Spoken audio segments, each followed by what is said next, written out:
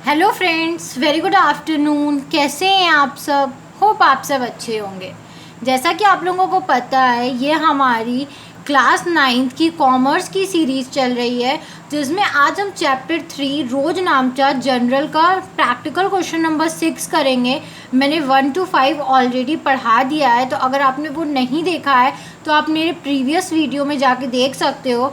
आज हम question number 6 पढ़ेंगे। जैसा कि आप सब देख सकते हो, मैंने आप लोगों की सुटेबिलिटी के लिए क्या किया है, क्वेश्चंस को अपने A4 शीट पे ही लिख लिया है, ताकि आप लोगों को मतलब जब भी आप ये क्वेश्चन करो तब आपको कोई भी प्रॉब्लम ना हो, बार बार copy to book to copy आपको मूव ना करना पड़े, आपको एक ही जगह पे क्वेश्चन एंड सॉल्यूशन सब मिल जाए अच्छे से।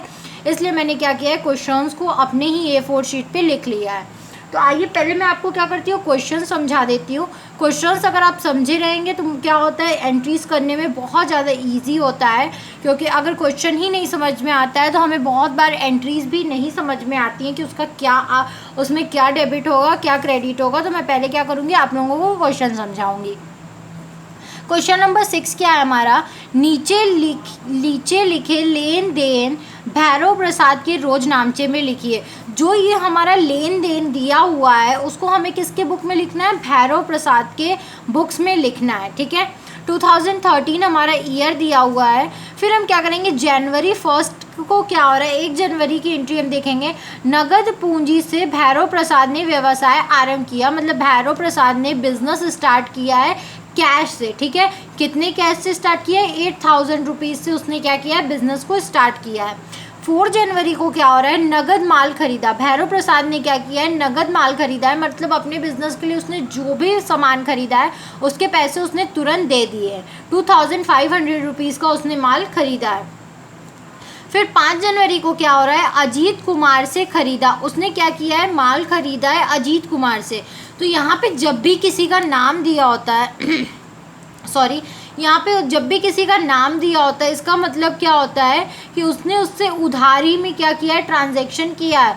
तो माल खरीदा है अजीत कुमार से, अजीत कुमार का यहाँ पे नाम दिया हुआ है, मतलब उसने क्या किया है, माल को उधारी में खरीदा है। तो 1500 रुपीज़ क्या हुआ है, उसने 1500 रुपीज़ का माल उधारी में खरीदा है। 10 जनवरी को क्या हुआ, निर्मल कुमार को माल बेचा। उसने माल बेचा है निर्मल कुमार को। फिर यहाँ पे निर्मल कुमार का नाम आ गया है, तो मतलब फिर जब नाम आया है तो उधारी में ट्रांजैक्शन हुआ है, तो मतलब उसको ने जो माल बेचा है उसको पैसे तुरंत नहीं मिले, उधारी में उसने माल बेचा है 2000 का। ठीक है, फिर 12 जनवरी को क्या हो रहा है, नगद माल बेचा है, मतलब उसने जो भी माल बेचा है उसका पैसा उसको तुरंत मिल गया है। 15 जनवरी को क्या हो रहा है, नानक चंद्र से माल खरीदा। फिर यहाँ पे नाम आ रहा है नानक चंद्र, इसका मतलब है उसने माल खरीदा है, उधारी पे माल खरीदा है। ठीक है, नानक चंद्र से 3000 रुपये का। फिर 18 जनवरी को क्या हो रहा है, सुनील को रुपया दिया। उसने क्या किया है, सुनील को रुपये दिए, मतलब सुनील को कुछ पैसे दिए हैं, 2000 रुपये दिए उसने सॉरी। 25 जनवरी को क्या हो रहा है, गोपी मोहन से मिले। उसको गोपी मोहन से क्या हो रहे हैं, पैसे मिल रहे हैं। ठीक है, 1000 रुपये उसको गोपी मोहन से मिले हैं, पैसा आ रहा है। 28 जनवरी को क्या हो रहा है, मजदूरी दी, मतलब उसने कुछ काम कराया होगा, उसकी मजदूरी उसने 400 रुपये दी। 29 जनवरी को क्या किया, वेतन दिया उसने, सैलरी मतलब दिया है वहाँ के लोगों को, स्टाफ को 200 रुपये। और 31 जनवरी को उसने किराया दिया है 100 रुपये का। ठीक है, 100 रुपये उसने रेंट पेड किया।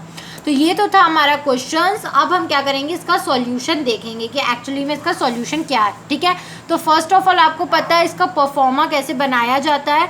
तो पहले हम लिखते हैं general entries in the books of Bhairav Prasad. Bhairav Prasad के बुक्स में हमें क्या करना है, ये एंट्री करना है। तो हमने लिख दिया कि ये भैरव प्रसाद की बुक है। ये हमारा क्रेडिट का कॉलम है, ये हमारा डेबिट का कॉलम है। सॉरी, मैंने इसमें लेज़र फोलियो नहीं बनाया है, बट यहाँ पे लेज़र फोलियो का कॉलम होगा, मैं गलती से भूल गई हूँ। यहाँ पे आपका लेज़र फोलियो का कॉलम होगा, ये पर्टिकुलर्स का है और ये डेट का है। ठीक है, फर्स्ट एंट्री हमारी है, नगद पूंजी से भैरव प्रसाद ने व्यवसाय आरंभ किया। ठीक है, नगद पूंजी से व्यवसाय आरंभ किया है, 8000 रुपये नगद से स्टार्ट किए, 1 जनवरी की बात है। तो फर्स्ट ऑफ ऑल तो हम इधर क्या करेंगे, डेट डाल देंगे 1 जनवरी डेट के कॉलम में। फिर अगर नगद पूंजी से स्टार्ट किया है, मतलब 8000 रुपये बिजनेस में आ रहे हैं। ठीक है, नगद वो लेके आया है, लेकिन उसके पास से तो वो 8000 रुपये चले गए, तो हमारे पास आया क्या, कैश, लेकिन उसका गया क्या, कैपिटल। उसका 8,000 रुपये कैपिटल होगा क्योंकि इसने उसे काफ़ी दिन से जुटा के संभाल के रखा हुआ होगा, ठीक है, ये उसकी पूंजी होगी। तो आया है कैश, तो कैश अकाउंट DR, जा रहा है कैपिटल, तो कैपिटल अकाउंट CR, ठीक है, टू कैपिटल अकाउंट, ठीक है। 8,000 अमाउंट आप डेबिट करोगे, 8,000 अमाउंट आप क्रेडिट करोगे, ठीक है। फिर इसका नरेशन लिखोगे, being business started with cash. Business क्या हो रहा है, कैश से स्टार्ट हो रहा है, ये लिखना है, ठीक है। सॉरी। फिर क्या है, 4 जनवरी की एंट्री क्या है, नगद माल खरीदा। उसने जो भी माल खरीदा है 2,500 का, उसका नगद उसने पेमेंट कर दिया है, मतलब खरीदा है। तो हम क्या करते हैं, जब भी खरीदते हैं माल तो हम गुड्स ना लिख के हम परचेज लिखते हैं, ठीक है। तो माल आया है तो परचेज अकाउंट DR, और पैसे जा रहे हैं तो जा रहा है तो कैश अकाउंट CR। तो purchase account DR to cash account. 2,500 rupees आप डेबिट करोगे, 2,500 रुपीज़ आप क्रेडिट करोगे। इसका नरेशन लिखोगे, being goods purchase with cash. Goods तो खरीदा है लेकिन कैश देकर खरीदा है, ठीक है। फिर आप नेक्स्ट एंट्री देखोगे तो है, अजीत कुमार से खरीदा। 1,500 रुपये का माल उसने क्या किया, अजीत कुमार से खरीदा है उधारी पे, ठीक है। पैसे नहीं जा रहे हैं हमारे पास से, लेकिन परचेज तो हो रहा है, ठीक है। तो परचेज अकाउंट डेबिट, लेकिन जा कुछ नहीं रहा है, हमें अजीत कुमार को पैसे बाद में देने हैं, ठीक है। तो हम यहाँ पे क्या लिख देंगे, टू अजीत कुमार। कैश की जगह उसका नाम लिख देंगे कि इसको पैसे बाद में देने हैं। डेट वाले कॉलम में date, purchase account DR to Ajit Kumar account. 1,500 से आप अमाउंट डेबिट करोगे, 1,500 से अमाउंट क्रेडिट करोगे, ठीक है। इसका नरेशन लिखोगे, being goods purchase from Ajit Kumar on credit. हमने गुड्स खरीदा है, उसने गुड्स खरीदा किससे, अजीत कुमार से उधारी पे, ठीक है। फिर आप देख सकते हो कि हमारा यहाँ वाला पेज फिल हो गया, मतलब इसको हमें दूसरे क्या करना है, पेज पे कंटिन्यू करना है। तो हम क्या करेंगे, पर्टिकुलर्स वाले अमाउंट में, पर्टिकुलर्स वाले कॉलम में लिखेंगे टोटल CF, ठीक है, मतलब टोटल कैरी फॉरवर्ड। यहाँ का टोटल हम क्या कर रहे हैं, दूसरे पेज पे शिफ्ट कर रहे हैं, कैरी कर रहे दे रहे हैं, ठीक है। तो हम यहाँ का टोटल यहीं पे कर लेंगे, तो इधर का टोटल करने पे हमारा 12,000 आया, और इधर का टोटल करने पे भी हमारा 12,000 आया, ठीक है। अब दूसरे पेज पे हम क्या करेंगे, सेम इसी तरह कॉलम बनाएंगे, सेम इसी तरह कॉलम बनाएंगे। देखो मैंने पीछे लेज़र फोलियो का कॉलम बनाया है, ठीक है। और क्या करेंगे, पर्टिकुलर्स की जगह टोटल BF लिखेंगे, मतलब टोटल ब्रॉट फॉरवर्ड, कि पीछे वाले अमाउंट को हमने क्या किया है, यहाँ पे ब्रॉट फॉरवर्ड किया है, वो लेके आए, ये उसका कॉन्टिन्यूएशन है, ठीक है। और अमाउंट जो पीछे वाला होगा, डेबिट वाला अमाउंट डेबिट में, क्रेडिट वाला अमाउंट क्रेडिट में लिख देंगे, ठीक है। फिर हम अपनी नेक्स्ट एंट्री देखेंगे। हमारे 10 जनवरी से एंट्री बची थी, तो हम देखते हैं 10 जनवरी से हमारा क्या एंट्री है।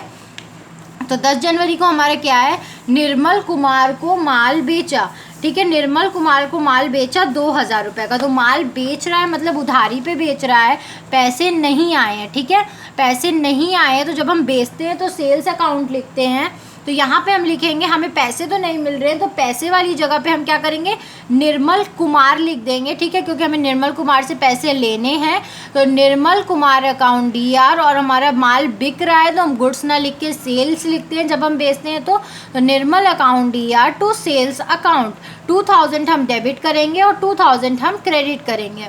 और इसका नरेशन हम लिखेंगे, being goods sold to Nirmal Kumar on credit.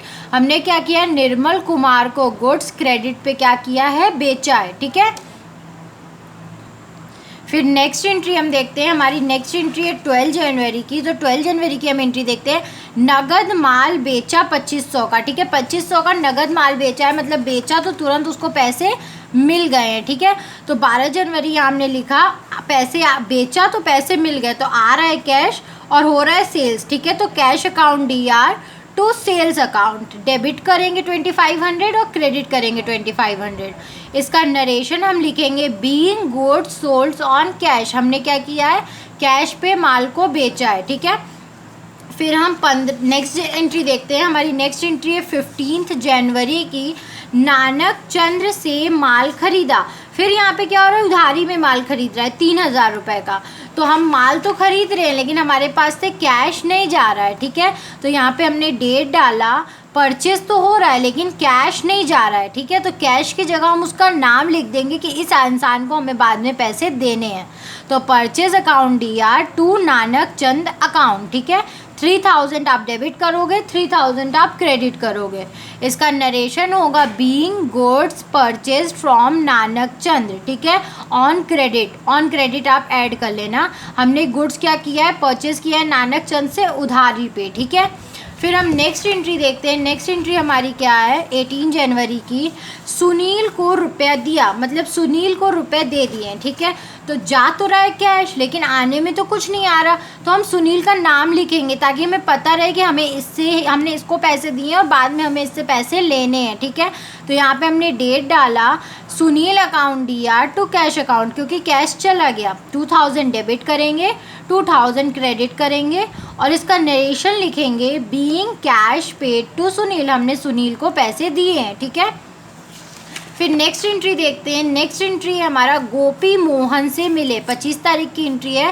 गोपी मोहन से पैसे मिल रहे हैं, पैसे आ रहे हैं, ठीक है। तो हमारे पास आया क्या, पैसे, आने में पैसे, और जा तो कुछ नहीं रहा है, ठीक है। जा कुछ नहीं रहा तो हम गोपी मोहन का नाम लिखेंगे ताकि हमें पता चल सके कि हमें इस इंसान से पैसे मिले थे। तो यहाँ पे डेट डालेंगे, फिर होगा कैश अकाउंट दिया टू गोपी मोहन अकाउंट, ठीक है। 1000 डेबिट करेंगे, 1000 क्रेडिट करेंगे। बीइंग कैश रिसीव फ्रॉम गोपी मोहन, हमें क्या हुआ है, कैश रिसीव हुआ है किससे, गोपी मोहन से, ठीक है। फिर नेक्स्ट एंट्री हम देखेंगे 28 जनवरी की। तो मजदूरी दी, 400 रुपये क्या किया उसने, मजदूरी दी है। तो पैसे तो जा रहे हैं लेकिन आ कुछ नहीं रहा, तो हमने वो 200 रुपये कहाँ खर्च किए, 400 रुपये, इसलिए उसका नाम लिखते हैं, ठीक है।